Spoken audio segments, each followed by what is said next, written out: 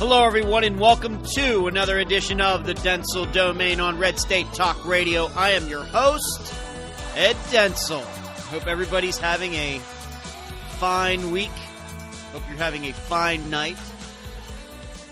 As you know, as I've told you before, I record this show before you actually listen to it on Red State Talk Radio, Monday through Friday, 11 p.m. Eastern. For those of you who are maybe listening to this show on Podomatic, Podbean. If you don't know how that works, I do the show. It plays on Red State Talk Radio, like I said, Monday through Friday, 11 p.m. Eastern. And then the next day, I will put the show up on sites, and that's why I always mention it at the end of the show. I put this the show up on SoundCloud, Podomatic, YouTube, Podbean, for those of you who miss it the night before. So tonight's show will be up sometime on Thursday, just like last night's show was put up sometime today. If you don't know how that works, now I'm explaining it to you. And the reason I mentioned that is because I told you in yesterday's show I'm going to go shoot my new Glock 19 today. Well, I haven't done that yet. I'm going to be doing that after this show. So it'll have to wait till tomorrow's show for me to tell you about it, but I'm excited. I got the magazines and a loader, a really nice loader made in Israel. What's it called? Uplula or something like that. Uplula, I think that's the name of it. But it's made in Israel, of all places. And man, is it handy. If you've ever tried to put bullets into a semi-automatic magazine, you know once you start getting down there toward those last couple cartridges, it's tough. But this thing makes it so easy. So I'm all loaded up, ready to go.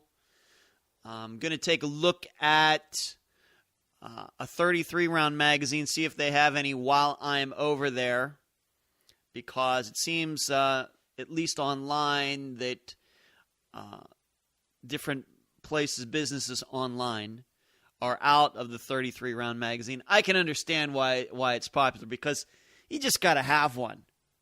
Even if you never can conceive of a situation where you would use it, but it'd just be cool to have one, just to say you had one. And if you have a 9mm for a Glock, whether it's the 17, 19, 26, or not the 43, but those three, the Glock 17, 19, or 26, you can get a 33-round magazine for it. And the Glock 18 too, but that particular gun is not available to the public. It's fully automatic, and actually that's where the 33-round magazine comes from.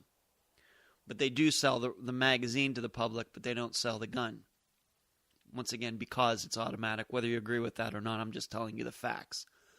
So, you just got to get one. So I'm going to look into that, see if they have any on hand when I go to the gun range today. And if they do, I will surely get one and load it full and see what that's like shooting that. So I'm excited. So there you go. You can email me at edwarddentzel@reagan.com, and you can follow me on Twitter, Dentzel Domain, all one word, no space in between, and I will tell you about my shooting experience, like I said, on tomorrow's show.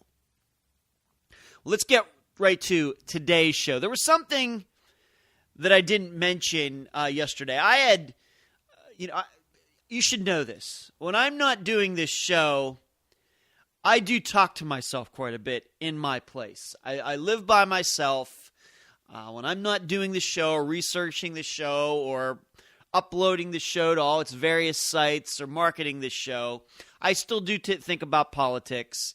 And I pose, sometimes I will just be sitting there doing something and talking about politics to myself. I do that. I'll just admit it. I guess you do that when you don't have a dog, you don't have a cat, you don't live with anybody else. So sometimes I forget, did I say that on yesterday's show, or did I not say that on yesterday's show, or the day before? Sometimes I get a little confused. I'll admit it. I'll just admit it. I know you may think that's funny. Hey, Ed's strange. Yeah, I am a little strange. But regarding Barack Obama and Donald Trump and how I've said that they are very similar, but it seems like eventually, given how they think about the world, that their attitudes would take them in different directions. And I've said about Barack Obama how he's ignored threats. And he has tried to, for example, with ISIS, we even know I have this story about how his administration was sending threats back down through the information chain, saying, we want very rosy predictions about what is going on with ISIS. We want very rosy news. We don't want to hear anything negative. We want to hear, so that's just what we want to hear. If you don't know that, you can go look at that for yourself. This isn't a show today to do a whole thing on that. But in Donald Trump's case, I think it's obvious that he's the opposite. And I had written in my notes yesterday the Gulf of Tonkin incident as an example of what I think would happen with a president like Donald Trump. That it wouldn't be enough what the facts are. He would manipulate the facts or lie, and the people around him will, of course, go with it, because I think he has yes men all around him, to generate something as a reason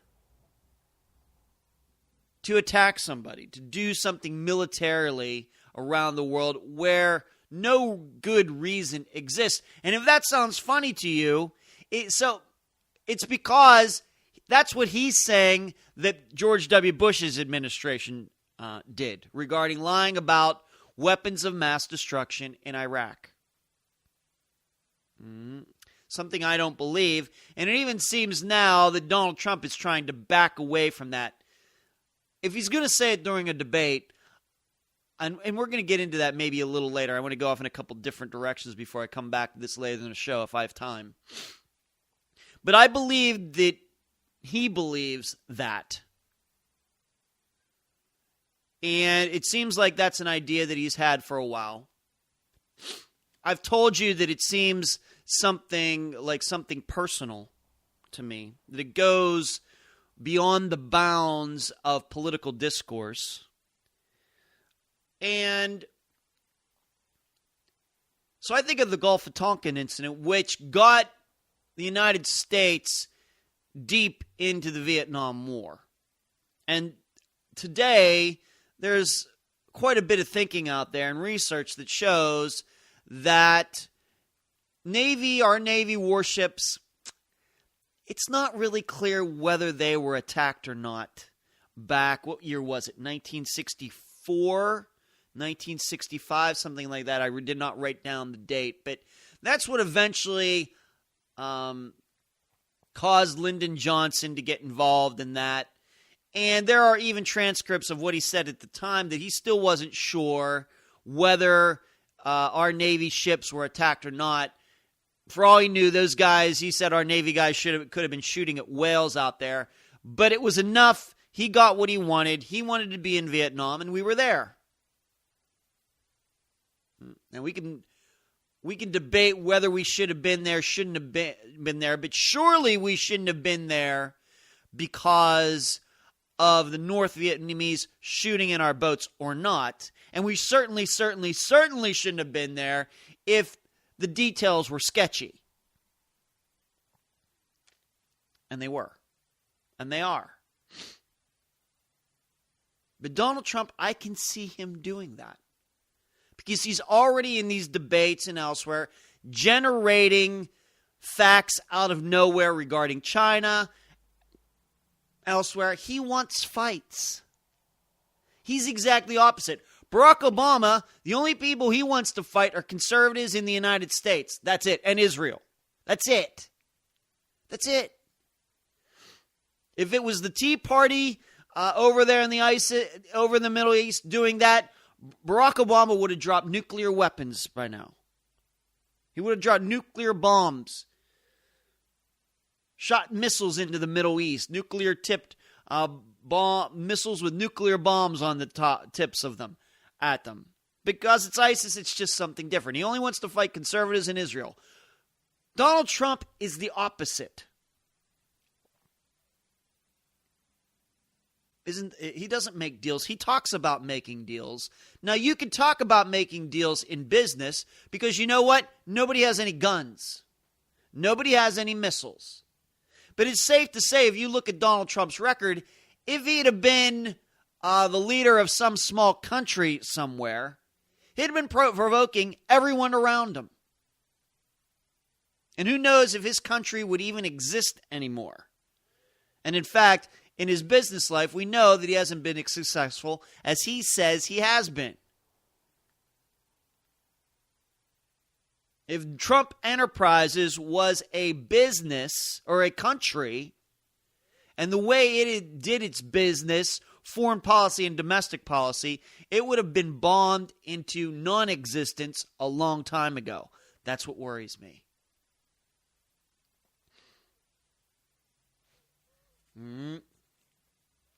There's a difference between, for example, the Ronald Reagan idea of provocation, confronting the Soviet Union in Eastern Europe, confronting the Soviet Union wherever it was in South America. There's a difference between that and knowing the boundaries. And Donald Trump, who sounds to me like he wants a fight. I don't believe that Ronald Reagan ever wanted a fight. He didn't. He just saw America's role in the world as being a certain thing. That's not who Donald Trump is. He needs the fight for his ego.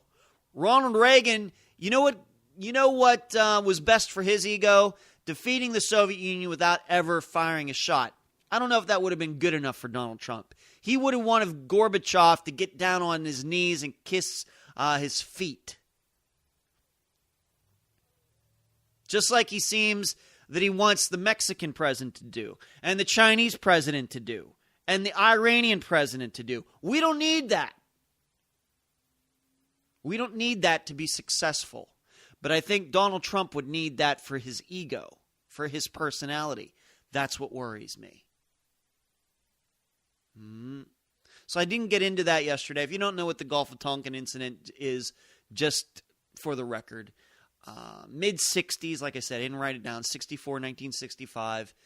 There were a couple Navy warships. They were allegedly provoked by the North Vietnamese.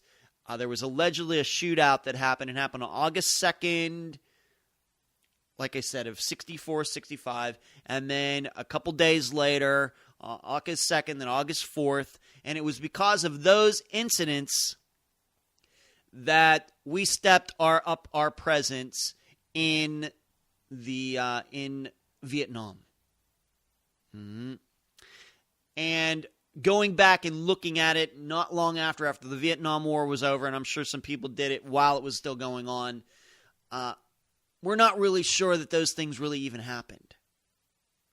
They might have happened, but it could have been that the Navy was within the territorial bounds of North Vietnam, and it was just a couple boats. It surely shouldn't have brought on what it did. You can go look up that Tonkin, Tonkin. You can look it up for yourself. Let's move on to something else. Although I may come back to a certain part of that later in the show regarding Donald Trump, but I just don't want to get talking about Donald Trump all the time. I'm just not going to do it. By the way, if you've been following my Twitter feed, I'm not using the hashtag Donald Trump anymore. I am not, even though I know when I use that hashtag, those particular tweets get a lot of attention. I'm not going to do that. I'm just not going to play into that. I'm not going to use it on my website where I can, for search engine optimization, you put in Donald Trump, I'm sure I'll get more hits on my website. I'm not doing it. I'm not going to benefit for a second from this guy. I'm trying to distance myself from him as much as possible. So you may hear me talk about him on here, but when I tweet about it, I tweet about the show or anything, no more hashtagging of Donald Trump. I don't need that kind of attention. I don't want my stats to go up because of him. I'm not doing it. But let's move on to something else. Apple. Interesting story out there. And this goes back to the San Bernardino shooters from, man, it seems like yesterday, doesn't it? Does it not seem like yesterday that happened? That was when, November? It wasn't even December. That was November, right? It's just crazy. I don't even remember. I apologize. I didn't write the date down, but it seems like it happened in January. But I know that it happened like early December, late November, somewhere around Thanksgiving, something like that. It's just crazy how this stuff happens so fast and time goes by so fast. Well, the FBI has been trying to get into the guy terrorist's computer, his cell phone for his work. You know, he worked for the county of San Bernardino. The two of them had already destroyed their personal cell phones, but there was this work cell phone, an iPhone, that he used that hadn't been destroyed. And since this terror attack last year, at the end of last year, the FBI has been trying to get into the phone and hasn't been able to. And it's a newer iPhone. And the FBI's fear is that if they start, because it has a code on it, I do not have an iPhone, I'm an Android guy. It has a code. And the new software on iPhones, I guess, is if you try to type in your code and you fail more than 10 times, the phone automatically erases all information on it. This is, of course, a protection that the phone has in case it is stolen, so nobody can get your information. It's a security software. Once again, on newer phones, I do not believe that all iPhones, going back to when they came out, 2007, 2008, I do not believe that all iPhones have that software on them, although I'm sure you can download it and put it on an older iPhone.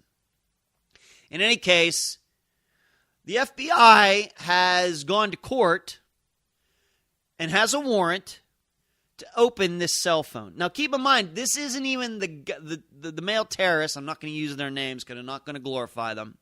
It's not even his cell phone. It was his work cell phone. The county of San Bernardino said, absolutely, you can go in and do that. The FBI has gotten a warrant. But the only people that can get into it are the people at Apple. They're the only ones that know how to disable this software. And what the FBI really wants them to do is disable this part of the software so they can just start doing every code, because it's I think all these cell phones, it's 4 numbers? So they just can start doing 0000, doesn't work. 0001, and they'll just keep going until the phone opens. With the security software, you do that 10 times. All the information on the phone is deleted. So FBI wants them to disable that so they can go through all the codes and just go from 0000 up to 9999, and eventually, somewhere in there, they'll hit the right code. And then the phone will open, and they'll see if there's any information regarding terrorist attacks, any friends they might have that could have been involved, anything like that, to see if he did any terrorist work on his company cell phone. They don't even know whether he did or not. All they know is the couple had already destroyed their personal cell phone. So the FBI in this case is just hoping to get lucky. Now, Apple, though, is saying, no. Tim Cook, CEO, no, we're not going to do that. We're afraid that will somehow give the government a back door into hacking all cell phones, all iPhones, without their owners knowing it. Now, I'm not that technologically involved in all of this. I don't know the specifics. I don't know how that would work. Would the FBI be standing there while a couple Apple engineers are working on it? I have no idea. And I'm not going to say that Tim Cook is necessarily wrong, because there's this. I'm going to link to an article on CNBC.com. They're taking a poll right now because, like I said, Apple doesn't want them to do it. Apple doesn't want to do it because of these concerns. And they've asked, who's right, the government or Apple? Which side are you on this? The government wants the phone unlocked. Apple doesn't want to do it. Who do you agree with? And right now on CNBC, it's about 50-50. Now, I went to one of my favorite websites. I've mentioned it before, Ricochet.com. And they're having a discussion on this. And it's a center-right. It's not a full conservative site. I wouldn't call it that. I don't know how many Donald Trump supporters are, but there are a lot of Marco Rubio supporters. There's some Jeb Bush supporters there. A lot of Ted Cruz support there. But pretty much they did an article, and in the comment section, it's pretty much everybody, for the most part, is siding with Apple. Thinking that, yes, it could be that the government could use this for nefarious means. And this all goes back to Edward Snowden and that Assange guy, however you say his name, Assange, the WikiLeaks guy. And you find out what the government's been doing behind our back, and you know that I've been somewhat of a fan that all came out. I've talked about it. I haven't talked about it recently because it hasn't necessarily been in the news, but I've been talking about it. I have talked about it and said that I'm about 80% on Edward Snowden's side.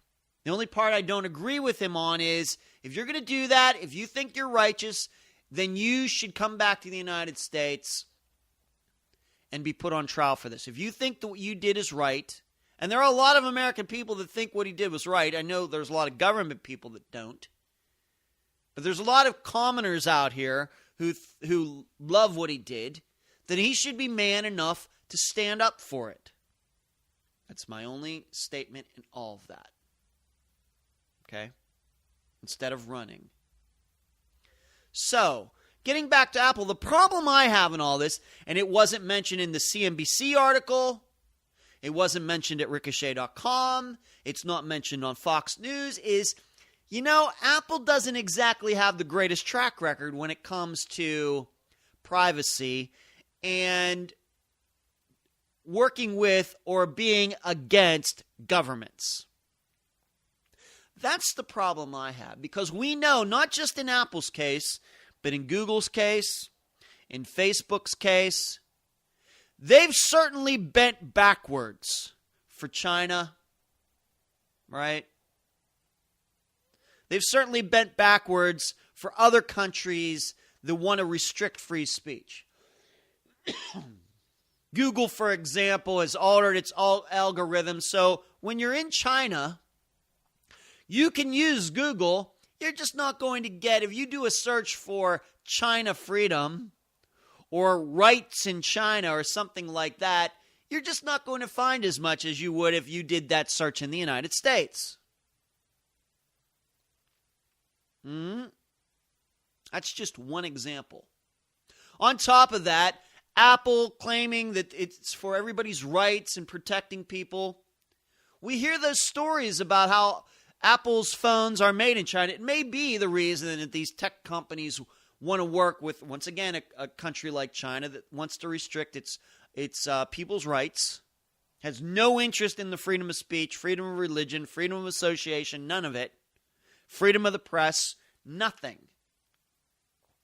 Those companies will work with China so they can do business there, but when the United States government is asking to unlock one phone, one. Now, I know what can come of it, but certainly if those companies are going to help China and the Chinese government stay in power, then it seems weird then to come back to the United States and say, well, we're not going to help the American government.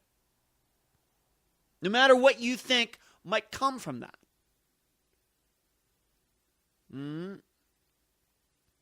It seems funny to me that Apple, we know why they're there. We know why Apple and Facebook and all these tech companies bend over for China, because they can make a lot of money there. So really what it comes down to then, being that they aren't really concerned about security over there and they're not worried about people's rights over there, it must just be that here in the United States, there's no money in it for them. They can't make any money. They're willing to restrict people's rights for a couple bucks in China. But here in the United States, well, what's in it for us by unlocking this phone? I know that they are posing it as some sort of rights issue, but there are enough examples of where they don't give a damn about people's rights. Dare I remind you, and going further with this, maybe to add on to this, a corollary to all of this, is that Apple, Facebook, Google, they're all so worried about people's rights and what the government's going to be able to do. What about all those cookies that you get when you go on the internet? And I don't mean the kind that are baked in an oven. What about when you go to these websites and those websites remember that you were there? Do you ever wonder, maybe some of you that aren't as computer savvy as others, you ever wonder how when you go to a certain site, say you live in Houston, Texas, and you go to a certain site and the ads on that site just happen to be for businesses that are in the Houston, Texas area? Or somebody that lives in Oregon, Portland, Oregon, you go to certain sites and there are businesses. You go to the same site that the person in Houston has gone to, but you see different ads. You see ads for businesses in Portland, whereas the person in Houston sees ads for businesses in Houston. You know how that works? Because they know where you are. In addition, when you go to a website one week and then come back to it the next, and it seems like the website knows that you've been there before, that's all cookies. It's all your internet addresses. They are tracking you everywhere. And you know what? Apple doesn't seem to be bothered by any of that.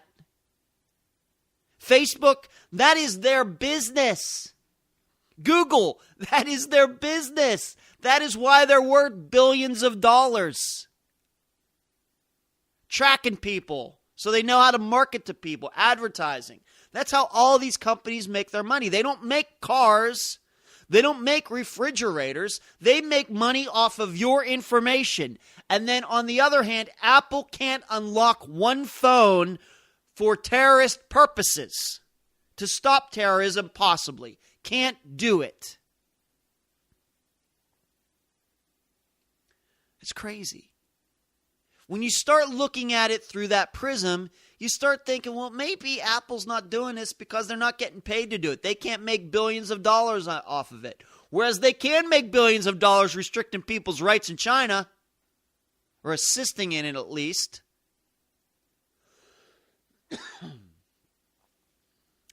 It's just, when I read this story, and I guess it's been out for a few days now. When I read this story, that was the first idea that came to my mind. And I'm still amazed 2-3 days later that I haven't read that anywhere. It is kind of weird. Like I said, I'm not totally on the government side. I'm not totally on Apple's side. It's just like, to use a horrible cliche, the elephant in the room that nobody wants to talk about. Tim Cook, your phones, your business relies on knowing information about people. That is your business. I know you sell computers and you sell phones and everything, but a lot of it is also software, so people can be tracked, so ads can go onto the phones. So that's how you make additional money. And you work with websites and other internet providers to do this.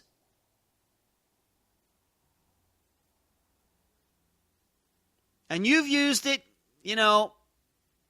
quite a bit. I just don't like, what is it? It's not the arrogance.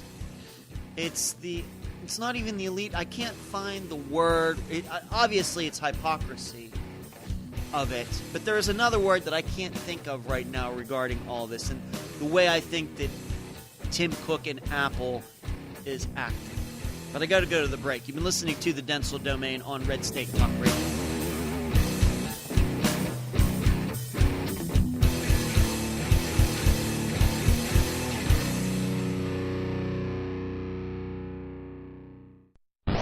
Red State Talk Radio, feeding the hunger.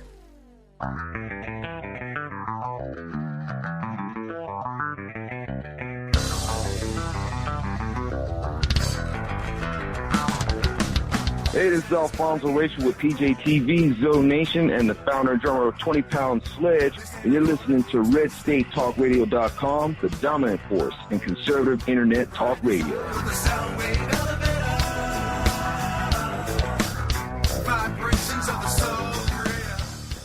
I'm a mom, and just like millions of other women, that's why I own guns. We're responsible, we're law-abiding, and we're everything that makes America strong. Every day, we're willing to use a firearm to defend our families. But the media will never tell those stories. If a mom puts a gun to the face of a home-invading thug and makes him run for his life, the story gets buried. But if she's unarmed and murdered, the cameras will be at the scene before the police. It's time for moms like me to speak out. We are the majority. We demand the freedom to defend our families, and we challenge the media to tell the truth about our rights. I'm the National Rifle Association of America, and I'm freedom's safest place. What does it mean for a country when its citizens turn on the news and expect to be misled? Because the reporters who once served as freedom's fearless watchdogs feel like distant characters in a fading memory. Today, too many journalists are just actors, playing to their boss's script. Why tell the truth when you can sell a lie for more? There's a price to pay for all this dishonesty. If the free press won't protect free people, it's our job to demand they do it. Do the work you say you do. Aim your First Amendment against hypocrisy and corruption like a hammer of the people. Kick down the doors of any leader who deceives us, and never tolerate dishonesty from your own ranks. That's what the good guys demand. We're the 5 million men and women in the National Rifle Association of America, and we will not play along. Join us today. This is Don Newen with Cowboy Logic Radio, and if you don't go to bed every night absolutely fatigued from trying to restore America from the destruction that is taking place, then you're simply not doing enough. Join me late night, Tuesday, early Wednesday, 12:05 a.m. for Cowboy Logic Radio on RedStateTalkRadio.com.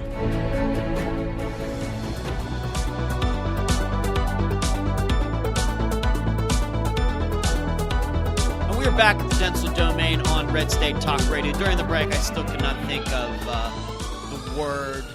I guess it's hypocrisy, although I know that there's a better word for that. That Apple is perfectly fine with it being able to know everything about everybody and where everybody goes on the internet. And Google and Facebook, they're all perfectly fine. Government, and I realize it's the government that eventually has the guns. I get that. But that Tim Cook can't even say that, can't even mention it, doesn't even bring it up. I mean, if I think of it, he knows it. He's the CEO of the company. He knows how they make their money. They know they make their money, some of their money, on tracking people. All I'd have to do is say, you know what? I know that we as part of our business make money off of knowing where people go on the internet and who people talk to. But that's not government's business. Then we could have a discussion. But then, you know why he doesn't want to bring that up? Because that would then open up the door to what these companies have been doing in China and other countries that are trying to restrict free speech. It's all bizarre. Nobody is clean in this. So to take one side or the other, I'm on the government side, I'm on the Apple side. They both have several flaws. And in fact, I would say that in all of this, that these tech companies have done more damage than the American government has. When it comes to the freedom of speech, religious rights, and all of that, those tech companies have been working against over 1 billion people in China for the last, 10 years? That's certainly a lot worse than anything that the United States government has done, and I know that it hasn't even been that great. But those tech companies, they've enabled the Chinese to do what the Chinese have been able to do. Remember, there's no law that Facebook, Google, Apple, any of those companies have to be involved in China at all. They're there because they can make money, and they're willing to sacrifice rights to do it. I just wish they'd be honest about it. I just wish that these CEOs of those companies wouldn't treat us like idiots. Like we don't know what they've been doing over there. But then they can't unlock one phone, and they're all worried about privacy rights. Well, how about all those Chinese that you're hurting? How about that? You're doing more damage over there than any damage you could do here. And that government, despite you helping them, it's as tough as ever. And you still go along with it. You made a deal with them, and they're still throwing Christians in jail. They're still sending political, people who disagree with the government to political prisons and making them disappear. And you still can choose to work over there, and then you get up there and act like you're a defender of privacy. Really? Really? It's so bizarre. There's another part to this, and I have just the 2 words written down in my notes. I have the word license plates written down. See, this is another perfect example of what I'm talking about, about privacy and where we go and what our expectations should be. And this is kind of related to what I'm talking about. We're all worried about where the government, what the government's going to do to us, how it's going to track us. I can tell you this. I know this is something that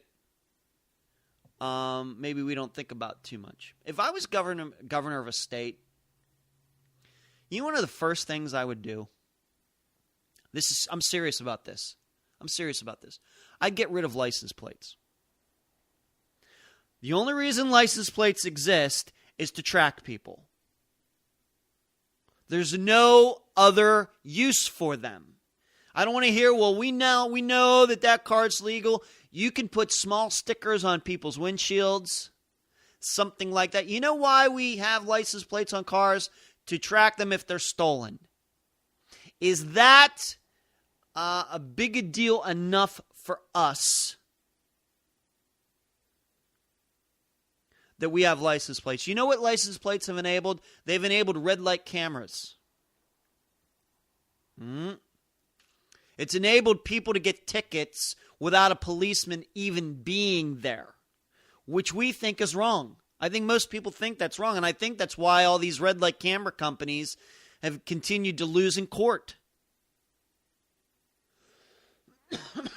But nobody thinks about that.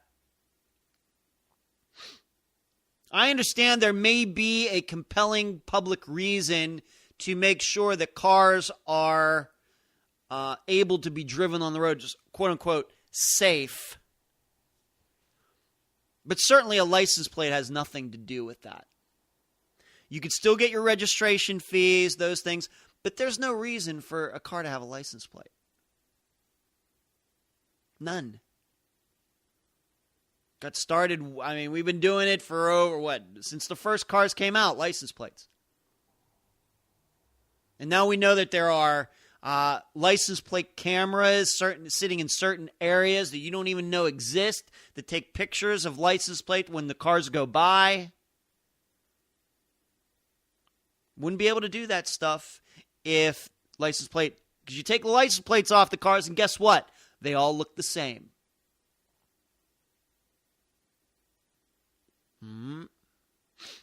So for all you people who are worried about what the government's going to do, where's your talk about license plates? Something as simple as that. Or do you want that on there just so in case your car gets stolen? Is that a compelling enough a reason for you to have a license plate for that? And we know, even though cars get stolen, I mean, I wouldn't say it's an epidemic in the United States. Some cities have bigger problems than others. But license plate's so easy to take one off anyway, or switch cars. Might as well not even have them. Because if anything else, you're worried, you may forget about it. You may think, well, yeah, I'm on the internet. I know that if you're into computers and into the internet, maybe that you're being tracked when you come to this site and that site. But do you think about that regarding your car? Probably don't. Just one more way. And once again, I come back to the fact is that is a bigger deal than Apple unlocking one phone.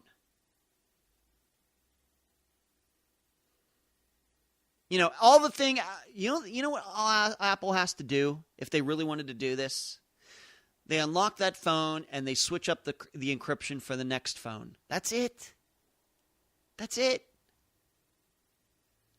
Next phone that comes out. That's it. They have one download, switches it up a little bit. I'm no computer expert, but we know that companies are changing software on their phones all the time, on their computers, Windows XP, Windows 95, upgrades, and I'm going way back there, to alter how a computer or a phone works. That's all it have to do. That's all that have to do. Still won't do it. It's kind of weird. I think it comes down to money. I know that they're basing this on privacy rights. I don't believe that for a second. If they did, they wouldn't be doing business in China. Right? So let's move on to something else. Fascinating, interesting topic regarding the relationship between private business and government, privacy, and the government's need to know. But there are no good guys in that debate. There's no good guys.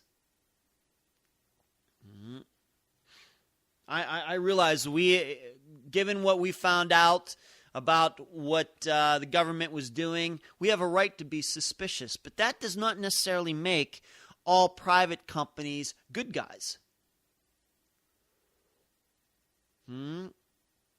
I may be a capitalist, I may be a free enterprise guy, but I'm not necessarily a business guy. This is why I've always been against my fellow conservatives. We need to get some business people in there that have been balancing books for a while. And no, we don't. No, we don't. I totally respect people who go into their business for themselves and small business, but businessmen aren't necessarily free enterprise people. They're not free market people. Business people are colluders. They're monopolizers. They love monopolies. That's why they want to work with government to create them. The only people that I truly respect are true conservatives who believe in limited government, no matter what they're doing with their lives.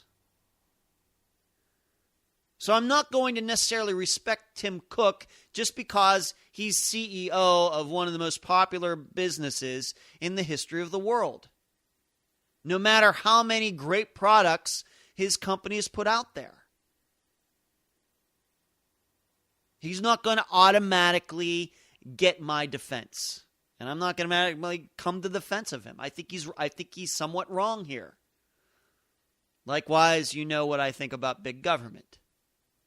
I just want all of you to be able to see both sides and not forget it. And don't be so eager to jump in on either side. Let's move on to something else. Have you ever heard of the story of the ring of, I don't even know how to say this, Gyges? Gyges, Gyges. Have you ever heard of that? It is a story that comes from Plato's Republic. I told you that I'm allowed to do research for the show. This is the only show, I believe, in America today or even this week, talk show host, where a talk show host is going to mention Plato's Republic. Has to be true. Has to be. But that story has to do with the concept of invisibility. In fact, that is where H.G. Wells got the idea for his book, The Invisible Man, from Plato's Republic. And there was kind of a morality tale about a person who found a ring in a cave, and when he wore it, turning it a certain way would make him invisible, and then turn it back would make him visible again. And in there, with Socrates and Plato, and there was a Glaucon, Glaucon, they had this discussion and argument regarding, would a man be able to stay moral when he could be invisible and basically do anything that he wanted, be able to sneak into people's houses, steal things, would never even have to have a job. And this, once again, going way back to Plato's time. This is well before electricity and everything else. Well, that's where I said H.G. Wells got his story for The Invisible Man, which is also a story, and this is where the idea of, can you look yourself in the mirror? There's a weird kind of, not a paradox, but a parable or something like that, with the saying, the cliche, can you look if you're going to do something, can you look yourself in the mirror? Well, if you're invisible, you can't see yourself in the mirror. You never have to, quote unquote, look at yourself. I guess that would be figuratively and literally. The reason I'm bringing this up is I mentioned a couple days ago that hotair.com, one of my favorite sites, is changing their comment section. You can now not be anonymous. You have to comment. You have to log in using your Facebook. Once again, tracking people, but in this case, I'm for this because I've told you my opinions about comment sections and my opinion about anonymity, which anonymity on the internet is no different than invisibility in real life. And the truth is that when people are invisible, as in The Invisible Man, that guy ends up losing his mind.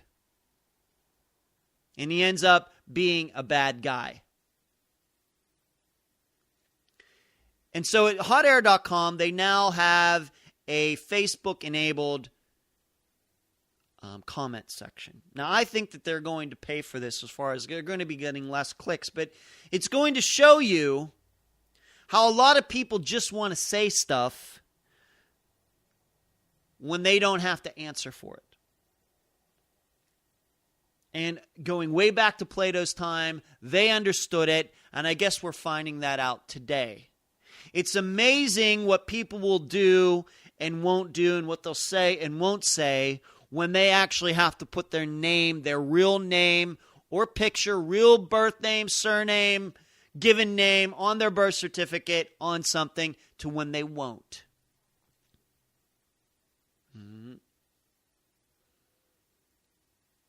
And it's amazing, and I think that that's why the comment sections across the internet, so many of them are based on anonymity, how crazy they get, how you can't have any good discussions.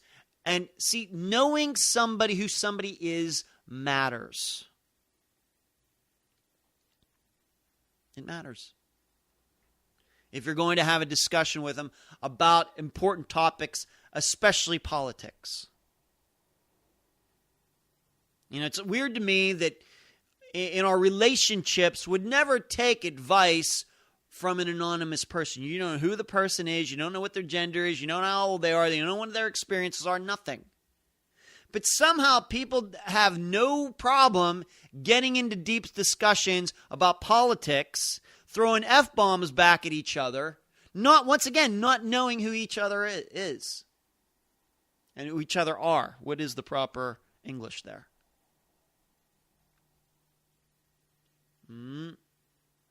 Because there was an article that came out yesterday that had to do with this, once again, going along with this hot air story about how Donald Trump is the manifestation of what has been going on the internet for years now.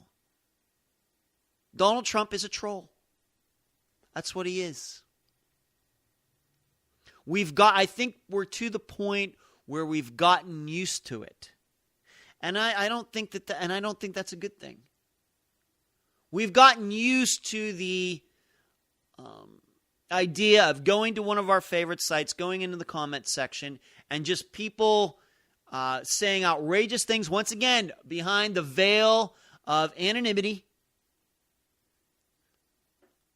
And we've gotten accustomed to it. So when a politician comes out that kind of acts like that, just calls people liars and keeps moving on, makes outrageous statements and keeps moving on, has no basis for any of it. Facts pointing in the opposite direction, just keep saying this, but the guy keeps saying what he's saying. And getting away with it, I think this goes back to what we've gotten used to. I haven't gotten used to it. But, once again, I do the show. You know who I am. I put my last name on the name of the show. I've even told you where I live. Not exactly the address, but you know what? Madeira Beach isn't that big. It's not like I say I live in New York City. Madeira Beach, population 4,000. I think you could find me if you wanted.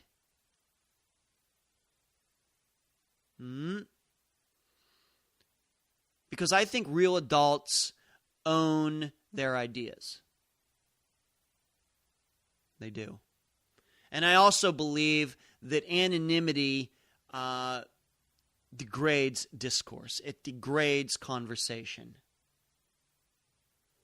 Because I don't believe that our morality, our human nature can stand up to that. We are flawed people. And when we know that we can get away with something that where we won't have to pay for it, and we know that we can make somebody else feel bad, and we can ruin somebody's day, that kind of attraction is just a little too much for a lot of people. Now, Socrates, in response to this ring of Gyges story in Plato's Republic, says that people should resist that because you have to have self-control. And people who have self-control are Socrates said, people who have self-control are only the only true people in this world who are happy. Whereas people who live in anonymity, looking to ruin other people's lives, are slaves to their desires. They're truly, even though they think they're getting over on other people, they're really slaves to their addictions for ruining other people's lives. But we've enabled it. The internet has enabled those addictions to grow. The addiction to ruining another person's life through anonymity, not willing to take ownership for it. And if there's anybody on the world stage right now who is addicted to himself and addicted to ruining people's lives, it's Donald Trump. All right? He is the manifestation of what's been going on in the internet, and that's how it relates to what's going on at hotair.com. I'll be interested to see what happens. But I got to end the show. You can go to edwarddentzel.com, find my old Red State Talk Radio shows. You can go to edwarddentzel.com/book, where you can download the first chapter of my next book, The Comebacks. I've already mentioned where you can find this show, all those podcast sites. You can find me on Facebook and LinkedIn. You've been listening to the Dentzel Domain on Red State Talk Radio. It's been a great time talking to you tonight. Good night.